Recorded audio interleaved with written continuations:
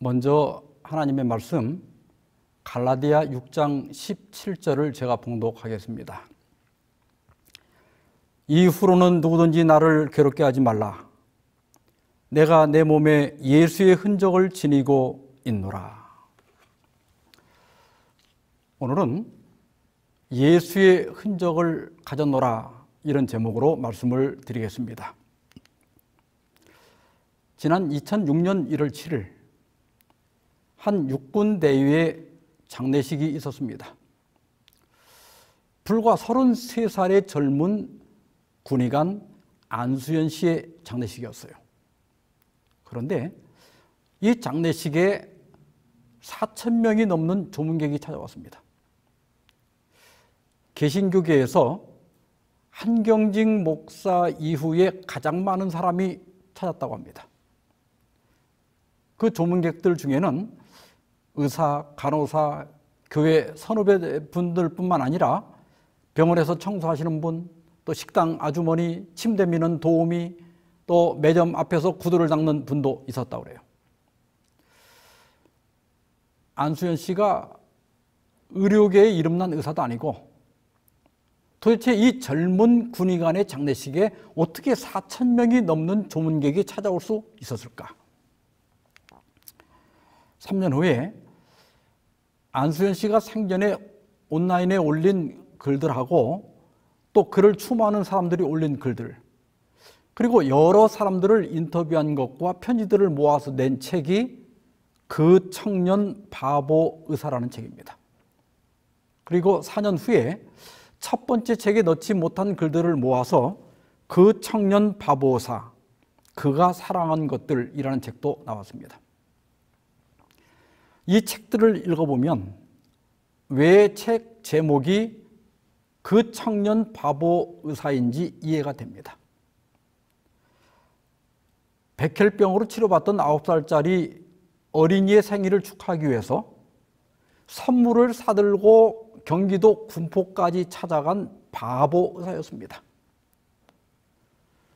얼굴도 모르는 간호사가 비싼 약병을 깨고 어려움을 당하고 있다는 말을 듣고 이틀 동안 온 병원을 돌아다니면서 쓰고 남은 약을 모아서 깬 약병을 대신 채워준 바보 의사였습니다.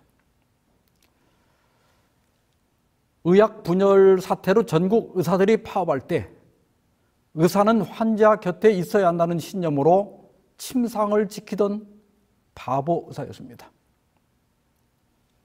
인공호흡기를 끼고 중환자실에서 죽어가는 간암 말기 환자를 붙들고 예수 믿고 구원받으라고 눈물로 간절히 호소하던 바보 의사였습니다. 그 매점 앞에서 구두닦기를 하던 분은 자신에게 항상 허리를 굽혀 공손하게 인사하는 의사는 평생 처음이었다며 눈물을 흘렸습니다. 이런 안수연 씨는 군의관으로 복무하던 중에 제대를 3개월 앞두고 급성 유행성 출혈열로 숨을 거두게 됩니다.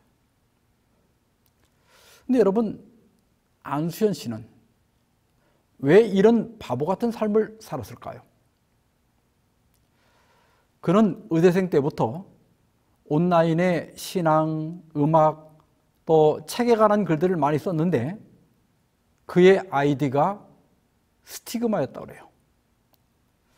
스티그마는 조금 전에 읽었던 오늘 본문 갈라디아 6장 17절에 예수의 흔적에서 따온 것입니다.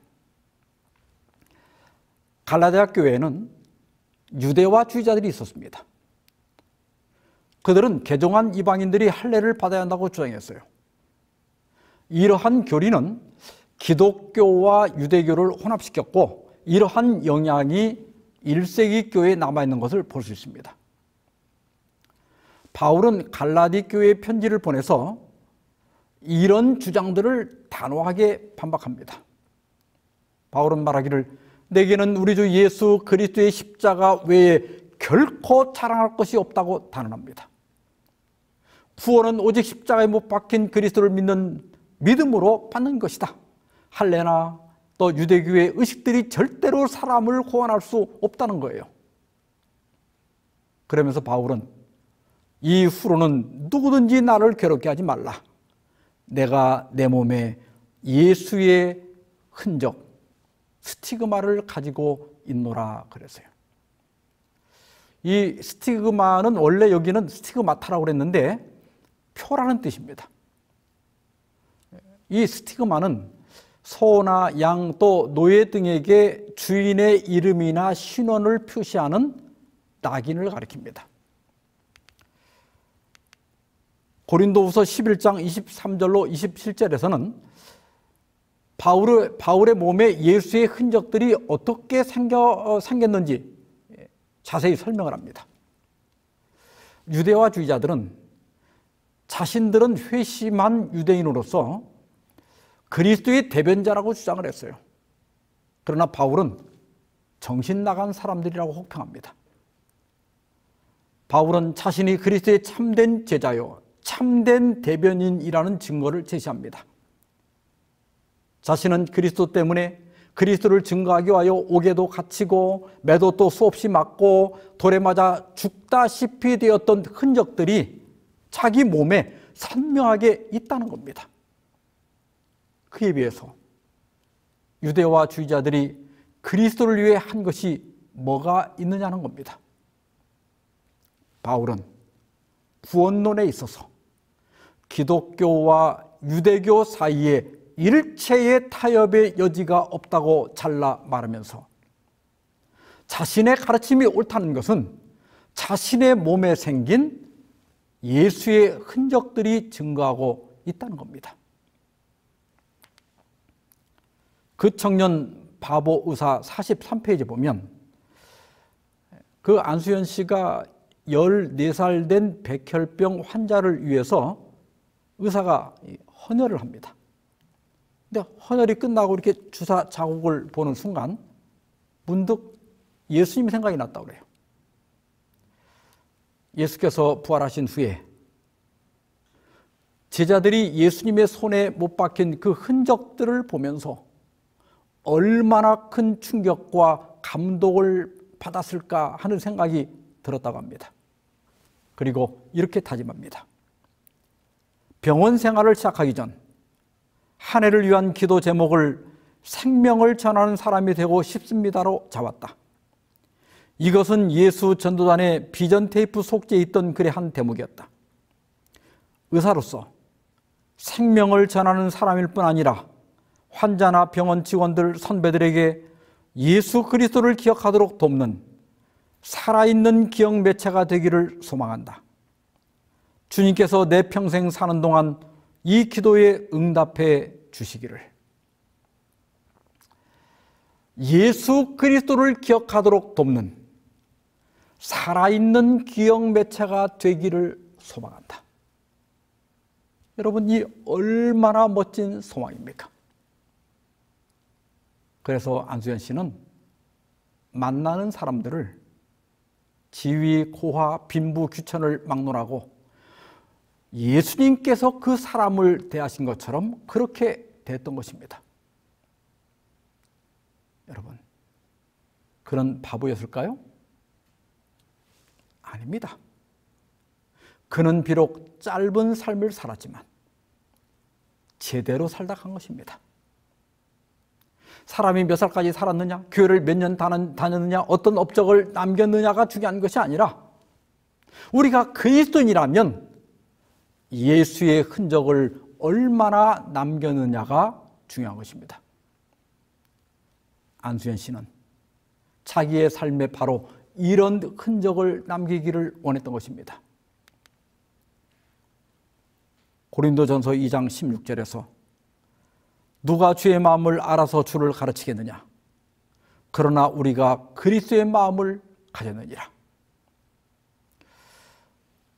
첫 시간에 살펴보았던 빌립보 2장 5절에서 바울은 그리스도 예수의 마음을 품으라고 하였습니다. 육에 속한 사람, 거듭나지 못한 옛사람은 주님을 가르칠 수 없다. 왜냐하면 그 안에 예수의 마음이 없기 때문이다. 그러면서 단호히 선언합니다. 그러나 우리가 그리스도의 마음을 가졌느니라. 우리 모두 하나님의 은혜로 이런 고백을 할 수 있기를 주의 이름으로 축원합니다. 내가 그리스도의 마음을 가졌느니라. 그래야 내가 주의 마음을 알아서 주를 올바로 가르칠 수 있다는 거예요. 이것이 저와 여러분의 기도 제목이 되기를 바랍니다. 주님, 저에게 주의 마음을 주소서.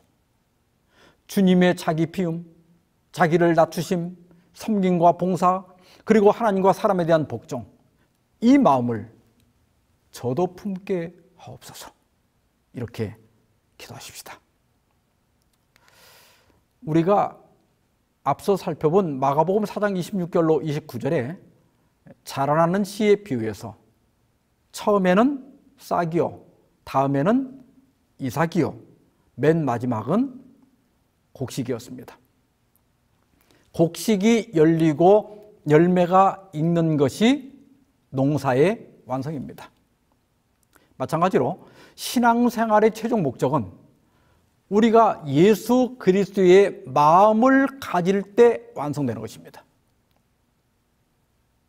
실물교훈 67페이지 보면 그리스도인 생애의 목적은 열매 맺는 일이다. 곧 믿는 사람의 마음속에 그리스도의 품성을 재현시키고 또 다른 사람에게서도 그 품성이 재현되도록 하는 것이 그리스도인 생애의 목적이다 그랬습니다.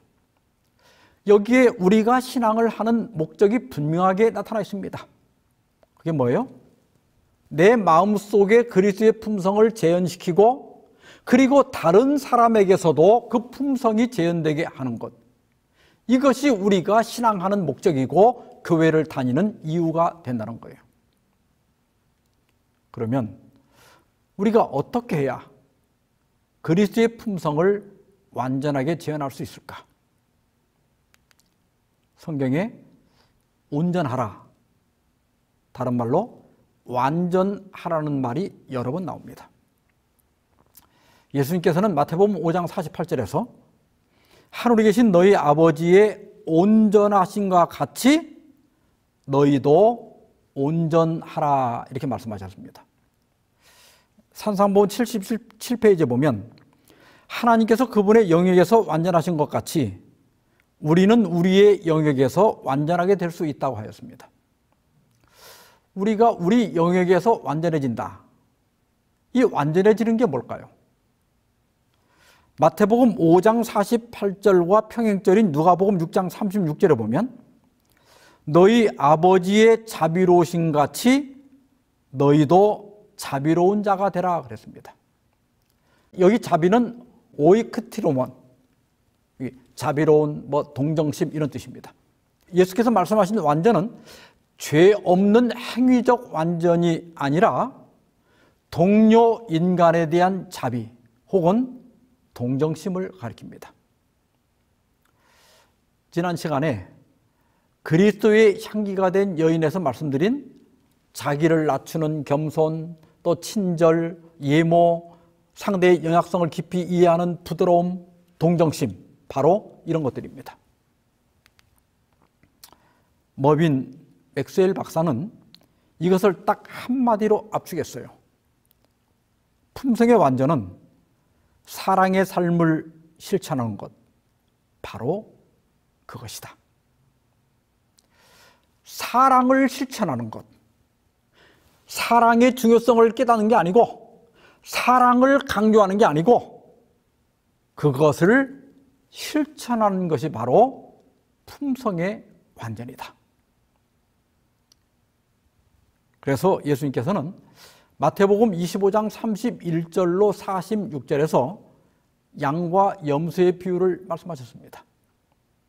근데 여러분, 양과 염소를 가른 기준이 무엇이었죠? 교리였습니까?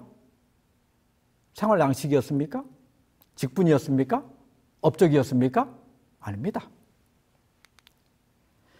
지극히 작은 자 하나에게 한 것, 혹은 지극히 작은 자 하나에게 하지 아니한 것, 이것이 양과 염소를 갈랐습니다. 시대소망 637페이지 보면 그리스도께서는 감람산 위에서 제자들에게 큰 심판의 날의 광경을 묘사하셨다.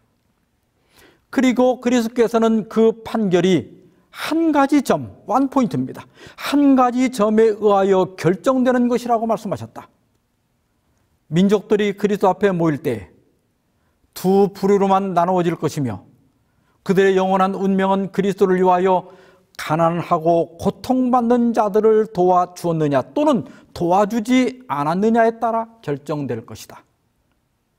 딱 한 가지 점에 의해 결정되는데 그게 뭐였죠? 가난하고 고통받는 자들을 도와주었느냐 도와주지 않았느냐 하는 겁니다. 저는 이 말씀을 꼭 구제만 의미한다고 생각하지 않습니다. 우리 동료 인간들을 어떻게 대하는가? 다른 사람들을 편안하게 하는가, 불편하게 하는가? 내가 있는 그곳에 평화를 만드는가, 불화를 만드는가? 자기 중심으로 사는가, 다른 사람을 배려하며 사는가? 이런 모든 것들이 양과 염소를 나누는 요소들에 포함된다고 생각합니다. 지금은 잠드셨지만 한 10여 년 전에 오재현 목사님께서 연합회 임부장 회의에 오셔서 말씀을 주신 적이 있습니다. 당시 그 목사님은 건강이 많이 약해져서 말도 좀 어눌하고 이렇게 했지만 저는 그분의 말씀과 그 표정에서 예수님의 흔적을 많이 보았습니다. 오 목사님께서는 그리스도의 성품을 완전히 재현한다는 것은 돌보는 관계를 의미한다.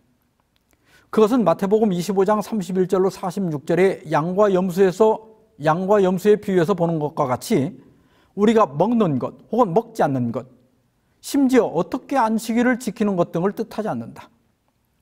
생활 양식의 문제는 중요하다. 그러나 오직 참으로 남을 돌아보는 그리스도인 삶의 주제 안에서만 중요하다. 저는 이 말씀을 들을 때 갈라디아 5장 6절에서 바울이 말한 예수 안에서는 할례나 무할례나 효력이 없으되 사랑으로서 역사하는 믿음뿐이니라. 이 말씀이 생각이 났습니다. 라이프 스타일 중요합니다. 무엇을 먹고 무엇을 먹지 말아야 하는지, 옷은 어떻게 입어야 하는지, 창식으로는 어떻게 해야 되는지, 여가 활동은 어떻게 해야 되는지, 어떤 운동을 하면 안 되는지, 어떤 음악은 안 되는지 다 중요합니다. 우리 선조들이 지켜왔던 재림신앙의 아름다운 전통들을 함부로 무시하고 또 파괴하는 사람들도 분명히 문제가 있습니다. 그러나 그런 문제로 교회가 다투고 정죄하고 분열한다면 그것도 무언가 잘못된 거예요.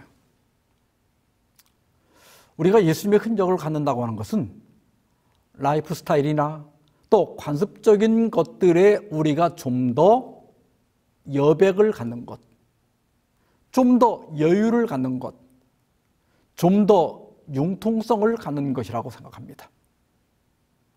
물론 거짓된 교리, 잘못된 교리는 영혼의 구원과 관련되기 때문에 단호한 조치가 필요할 겁니다. 그러나 나머지 대부분의 일들은 좀 문제는 바로 잡지만 천천히 사람을 다치지 않도록, 분열이 일어나지 않도록 좀 부드럽게 다루면 좋겠습니다. 제발 성질 내고 싸우는 사람이 없었으면 좋겠어요. 우리가 이 세상은 바꾸지 못하더라도 적어도 우리 가정이나 우리 교회만큼은 평화로웠으면 좋겠습니다. 로마서 13장 8절 10절에 남을 사랑하는 자는 율법을 다 이뤘느니라. 또 사랑은 율법의 완성이니라. 우리가 품어야 할 예수님의 흔적을 한마디로 압축한다면 사랑의 실천입니다. 남을 사랑하는 자는 율법을 다 이루었느니라. 20세기 개신교 역사에서 가장 널리 존경받는 주석가 중 하나인 윌리엄 바클레이 교수는 마태복음 5장 48절에 온전하라는 말씀을 주석하면서 우리를 하나님과 같이 되게 하는 한 가지 방법은 상대방의 반응 여하에 관계없이 그 사람을 중단 없이 계속 사랑하는 것이다. 하나님이 용서하시는 것처럼 남을 용서하고 하나님이 사랑하시는 것처럼 남을 사랑할 때 우리는 완전한 그리스도인이 된다 그랬습니다. 저는 이런 사랑을 짝사랑이라고 그래요. 진정한 사랑은 주고받는 사랑이 아니라 짝사랑하는 겁니다. 이 개를 키우는 분들을 보면요, 개가 완전히 상견입니다. 그 사람이 보면 그 개한테 평생을 봉사하며 사실 그 개를 모시고 살아요. 아마 같이 사는 남편이나 아내를 그렇게 이뻐했다면 집에 깨가 쏟아질 겁니다. 그런데 개한테 그렇게 봉사하며 사는데도 개 때문에 실망했거나 상처받았다는 사람이 별로 없어요. 왜냐하면 이 사람이 개를 짝사랑하니까 그래요. 다시 말하면 개한테 많은 것을 기대하지 않기 때문에 그렇습니다. 여러분, 이 기독교 신앙의 본질은 짝사랑입니다. 하나님도 우리를 짝사랑하셨어요. 맞아요? 요한일서 4장 10절에 사랑은 여기 있으니 우리가 하나님을 사랑한 것이 아니요 하나님이 우리를 사랑하사 우리 죄를 속하기 위하여 화목제물로 그 아들을 보내셨습니다. 여기 보니까 하나님의 사랑은 무슨 사랑이에요? 짝사랑입니다. 우리가 하나님을 사랑한 것이 아니고 하나님이 일방적으로 우리를 사랑하신 사랑입니다. 이것이 진짜 사랑이에요.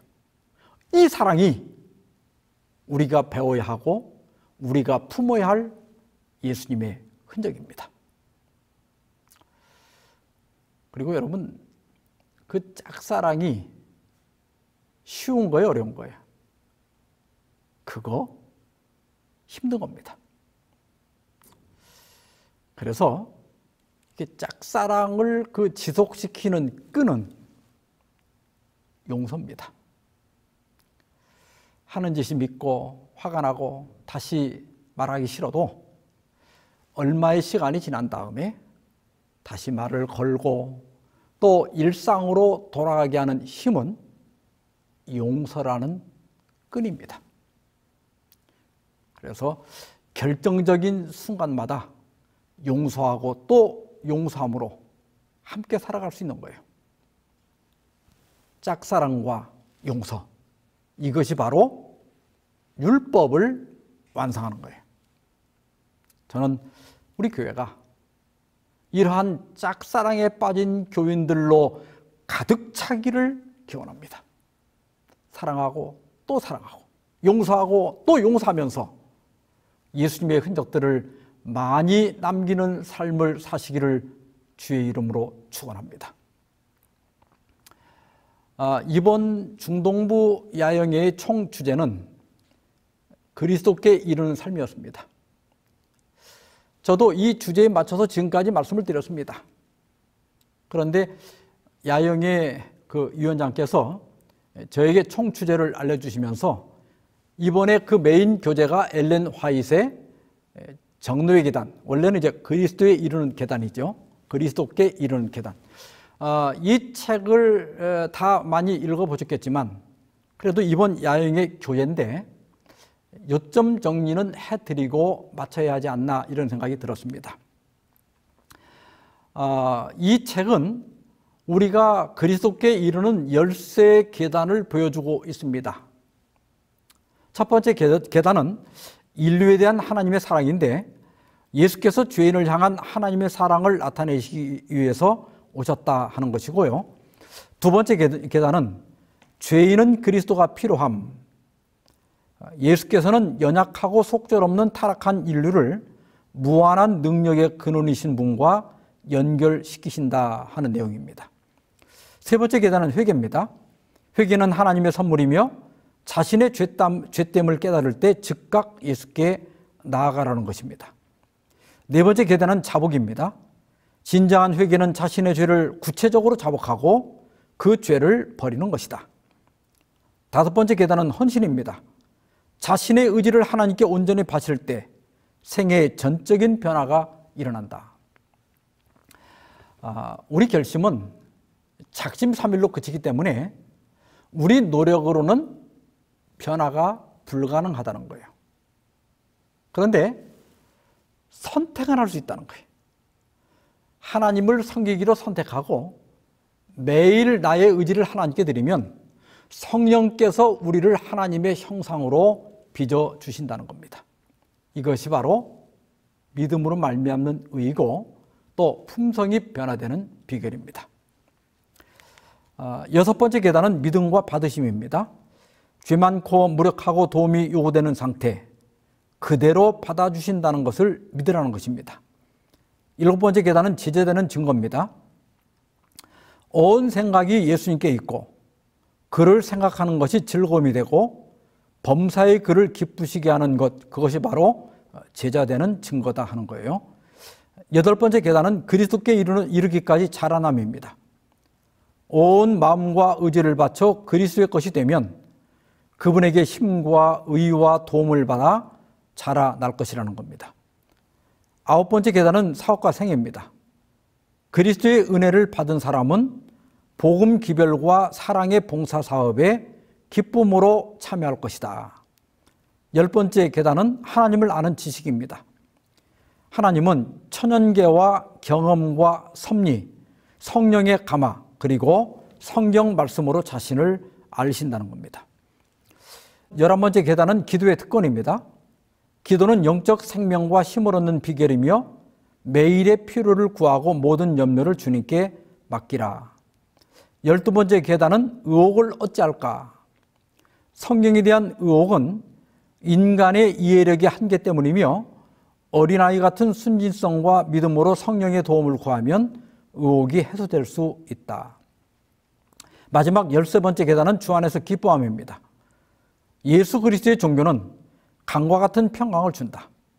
이 종교는 기쁨의 빛을 꺼버리지도 아니하고 유쾌함을 억제하거나 명랑하고 웃는 얼굴을 흐리게 하지도 않는다.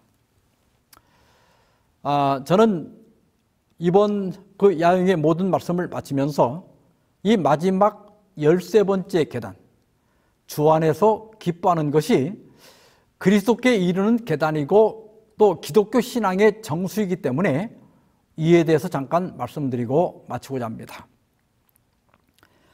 데살로니가전서 5장 16절로 18절에 항상 기뻐하라, 쉬지 말고 기도하라, 범사에 감사하라. 이는 그리스도 예수 안에서 너희를 향하신 하나님의 뜻이니라 그랬습니다. 항상 기뻐하라. 이것이 하나님의 뜻이다. 기독교 희락주의자인 본 파이퍼 목사는 우리는 하나님을 기뻐하도록 명령받았다. 만약 하나님의 명령을 행하는 것이 순종이라면 기쁨은 순종에서 파생되어 나오는 파생물 혹은 부산물에 불과한 것이 아니라 순종 그 자체를 구성하는 핵심 요소이다 그랬습니다. 기독교 신앙의 정점은 주 안에서 기뻐하는 것입니다. 이 기쁨은 기뻐할 일이 있어서 기뻐하는 게 아닙니다. 파이퍼 목사는 기쁨은 순종이라는 거예요. 이것을 크리스천 히더니즘이라고 그래요. 신학에서는 기독교 희락주의 혹은 낙신주의, 행복주의 등으로 번역을 하는데요. 우리가 하나님 안에서 가장 만족할 때 하나님은 최고로 영광을 받으시며 인간이 그를 즐거움으로 추구할 때 인간의 깊고 영구적인 행복이 함께 온다는 사상이다. 그래서 여러분, 우리는 늘 기쁨을 추구하며 살아야 됩니다. 그분을 알기 위하여 기도록인데요. 142페이지 보면 내가 이것을 너희에게 이르면 내 기쁨이 너희 안에 있어 너희 기쁨을 충만하게 하려 함이니라고 말씀하신다. 그리스도 안에는 확실하고 만족스러운 기쁨이 있다. 어찌하여 그리스도의 종교가 매력과 권능이 가득 찬 실제 그대로 나타나지 아니하는가 그랬어요. 예수님에게는 기쁨이 있다. 예수님은 그 기쁨이 우리에게도 충만하기를 원하신다. 여러분, 기독교는 기쁨의 종교입니다. 이것이 기독교 매력이에요. 신앙의 결과가 우울과 애통뿐이라면 누가 교회를 찾겠습니까? 물론 우리가 죄가 많죠. 그러나 하나님의 은혜는 우리 죄보다 몇천 배, 몇만 배 더 큰 것입니다. 그래서 하나님께서는 우리가 구원받은 기쁨을 누리며 살기를 원하십니다. 우리는 분명 경건할 필요는 있지만 반드시 엄숙할 필요는 없습니다. 우리가 기뻐할 때 하나님은 영광을 받으시고 우리도 더욱 행복해질 수 있다는 겁니다. 그런데 이 힘든 세상에서 어떻게 항상 기뻐할 수 있을까요? 화인 여사가 유럽에 있을 때 자신의 잘못과 실패 때문에 괴로워하는 한 여성에게 편지를 받았습니다. 그날 밤 화인 여사가 자면서 꿈을 꾸는데 이 둘이서 같이 주인의 안내를 받으면서 아름다운 정원을 걷고 있었습니다. 정로계단 116페이지 보면 나는 꽃을 따며 향기를 맡고 있었는데 그때 내 옆에 서서 가던 그 자매는 그의 길을 방해하는 보기 싫은 찔레나무에 나의 주의를 이끌었다. 그 자매는 거기서 슬퍼하며 탄식하고 있었다. 똑같은 정원을 걷고 있는데 화인 여사는 꽃을 따면서 그 향기를 맡고 있는데 그 여성은 자꾸 가시를 가리키면서 저기 보세요. 이 아름다운 정원에 왜 저런 가시가 있나요? 이렇게 하면서 슬퍼하는 겁니다. 그때 그 안내자는 말하기를 가시나무는 당신을 상하게 할 뿐이니 그것은 상관하지 마시오. 그리고 장미와 백합화와 페랭이 꽃을 따시오라고 하였다. 이 세상에 물론 힘든 일이 많이 있습니다. 그러나 가만히 생각해 보면 감사하고 기뻐할 일이 몇 배 더 많습니다. 여러분 지금이라도 병원에 가보세요. 그러면 이 산소호흡기 안 끼고 그냥 숨만 쉬는 것도 이게 보통 감사한 일이 아니에요. 경찰서 한번 가보세요. 오늘 경찰서 갈 일이 없이 편안하게 잠잘 수 있다고 하는 것, 이거 참 감사한 일입니다. 나이 들어가면서 가만히 생각해 보면 죄로 다 망가진 이 세상에서 우리가 이 바라는 게 너무 많구나 이런 생각이 들어요. 그래서 저는 요즘에 그냥 별일 없는 게 잘 사는 거다 이런 생각을 하며 삽니다. 오늘 하루 동안 세 가지만 없으면 잘 사는 거다. 첫째, 날 괴롭히는 사람 없고, 두 번째, 미워하는 사람 없고, 세 번째, 어디 신경 쓸 일이 없으면 잘 산 거예요. 그 이상 뭘 바랍니까? 존 호머 밀스는 삶이란 우리의 인생 앞에 어떤 일이 생기느냐에 따라 결정되는 것이 아니라 우리가 어떤 태도를 취하느냐에 따라 결정되는 것이다. 환경과 상황이 인생의 색을 칠해주지만 어떤 색을 선택할지는 그대에게 달려있다. 우리의 삶에는 늘 어떤 일이 생깁니다. 그런데 같은 일이 생기더라도 대하는 태도에 따라서 삶이 달라집니다. 물론 힘들고 어려운 건 사실인데 어떤 색을 선택할지는 나에게 달려있다는 거예요. 다시 말해서 모든 것이 마음먹기에 달려있다는 거예요. 저는 저희 집이나 이 연구실 같이 이렇게 제가 생활하는 공간을 아주 이렇게 편하게 해놓는 습관이 있어요. 50이 넘으면서부터 노안이 왔는데 이게 모니터가 안 보이는 거예요. 그래서 모니터용 안경을 따로 샀어요. 그런데 이 안경을 써보니까 여러 시간 모니터 보는 게 불편해요. 그래서 저는 모니터는 무조건 큰 거 삽니다. 그래서 제가 집에서 일할 때는 안경을 안 쓰고 일을 합니다. 근데 이렇게 환경은 내가 바꿀 수 있는데 마음은 그게 잘 안 되는 거예요. 그래서 어떻게 하면 마음을 편하게 할 수 있을까? 제가 여러 방법을 시도해 봤어요. 그러다가 이제 뭐 오랜 기간 동안 여러 상황이 이렇게 비슷한 상황이 자꾸 돌아오면 거기 그 상황에 맞는 주문을 만들어 가지고 그때마다 외우니까 이게 효과가 있는 겁니다. 한 10가지 되나요? 예를 들어서 배우자의 행동이 마음에 안 들 때 아내를 고쳐보려고 이야기를 하면 자칫하면 싸우게 됩니다. 이게 몇 번 해보니까 사람이 그게 쉽게 바뀌지 않는다는 걸 깨달았어요. 그래서 눈에는 거슬리고 집사람은 바꿀 마음이 없고 그때 평화롭게 사는 방법은 뭐냐면 속으로 아이고 내 팔자지 뭐 이렇게 생각하면 마음이 편해집니다. 해보세요. 진짜 편해져요. 이거 뭐 다 설명할 시간은 없고 나에 대한 험담을 들을 때 자, 여러분 만약 옆집의 개가 나를 보고 사납게 막 짖었다고 그래요. 그러면 그날 상처받고 잠 못 잡니까?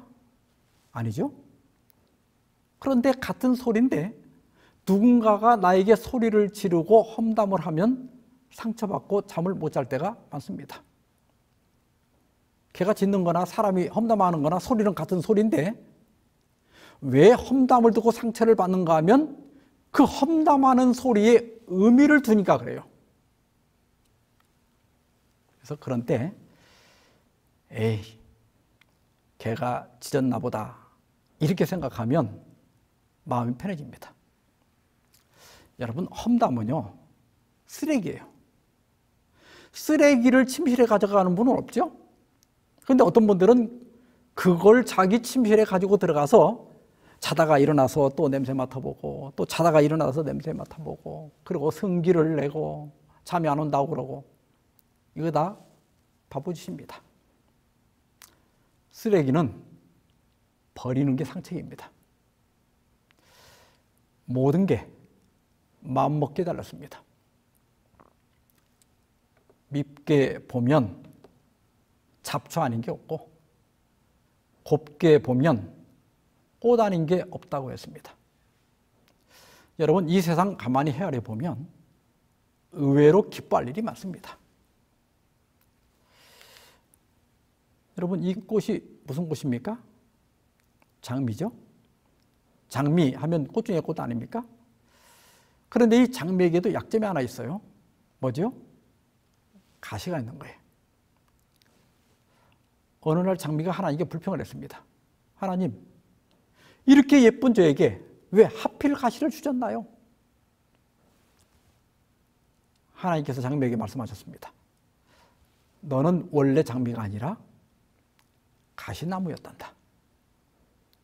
장미꽃은 너에게 선물로 준 거야. 이때부터 장미는 감사하며 살았답니다. 여기 밑에 있는 글씨 다 같이 한번 읽어볼까요? 장미에 가시가 있음을 불평하지 말고 가시에 장미가 있음을 감사하라. 상황은 하나도 바뀌지 않았는데 내가 생각을 바꾸면 불평이 감사로 변합니다. 존경하는 성도 여러분, 영상으로나마 여러분과 매일 만나는 이 시간 정말 행복했습니다. 아쉽지만 이제 작별의 인사를 드려야 할 것 같습니다. 언젠가 또 만날 기회가 있으리라고 믿습니다.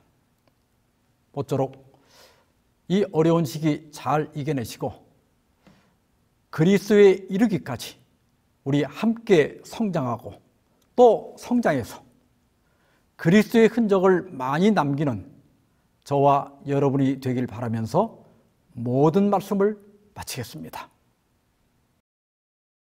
기도하십시다. 자비하신 주님, 지난 한 주간 범사에 그에게까지 자랄지라는 주제로 우리가 함께 말씀을 나누게 해주셔서 감사합니다. 저희로 진정 거듭나게 하시고 자라게 하시고 열매 맺게 해 주시옵소서. 우리가 예수를 배우고자 하나이다. 이 세상의 이러한 요구에 저희가 응답할 수 있게 하여 주시옵소서. 저희에게 그리스도의 마음을 주시고 만나는 모든 사람들에게 예수님을 기억하도록 돕는 살아있는 매체가 되게 하여 주시옵소서. 예수님의 흔적을 가진 그리고 그 흔적을 남기는 삶을 살아가게 하여 주시옵소서. 때로 우리 부족함 때문에 슬퍼할 때도 있지만 그러나 용서받고 구원받은 기쁨이 더 충만한 그러한 복된 삶을 살게 하여 주시옵소서. 이 모든 말씀을 우리를 사랑하시는 예수 그리스도의 이름으로 기도하옵나이다.